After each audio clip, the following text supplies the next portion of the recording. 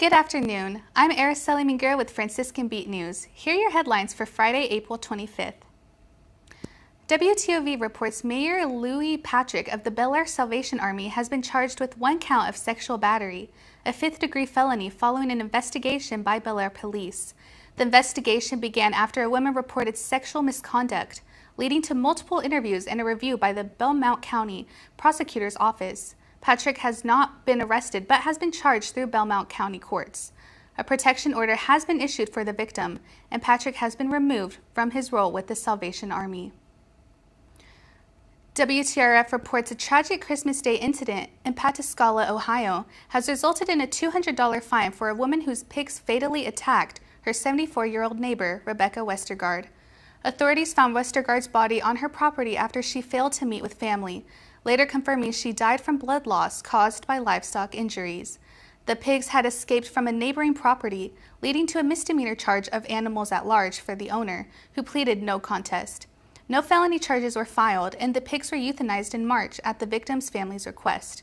Police described the case as extremely distressing and noted the lack of legal clarity in Ohio regarding livestock attacks compared to laws involving dogs. Pataskala is located about 21 miles east of Columbus. LifeSite News reports on April 22nd, Seattle University held a controversial event titled The Pregnancy Police, Conceiving Crime, Arresting Personhood, led by San Jose State professor and former abortion doula Grace Howard.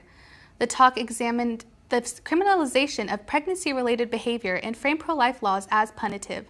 Sponsored by multiple university departments, the event drew criticism for contradicting Catholic teaching, which views abortion as a grave moral offense.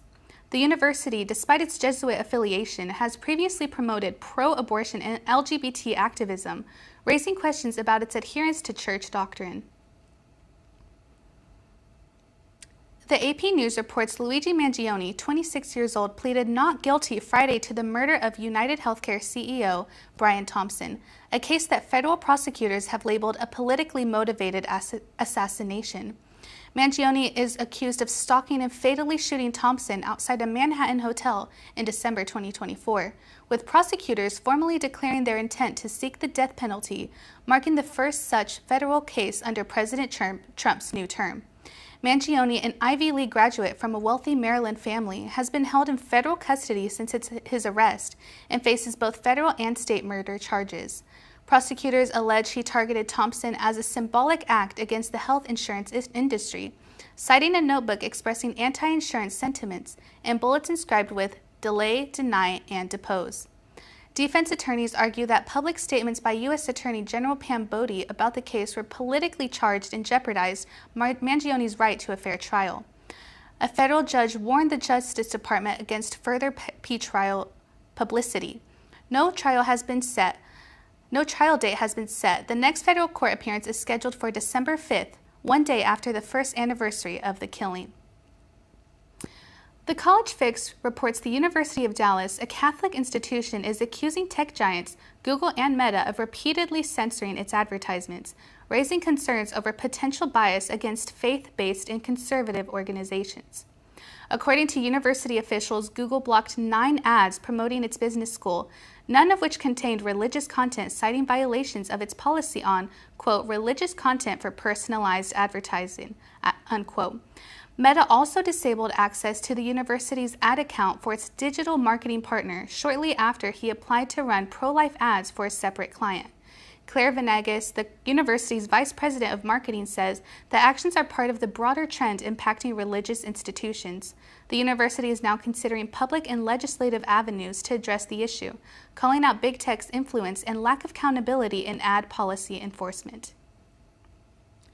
The AP News reports over 250,000 people visited Pope Francis's body during 3 days of public viewing ahead of his state funeral on Saturday.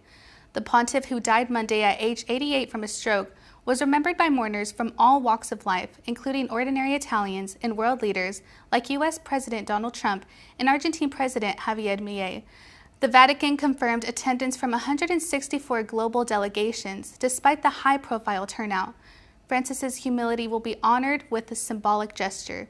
His casket will be met by marginalized individuals at a small Roman basilica before burial. Mourners spoke of personal grief and admiration for the Pope's compassion and humanity.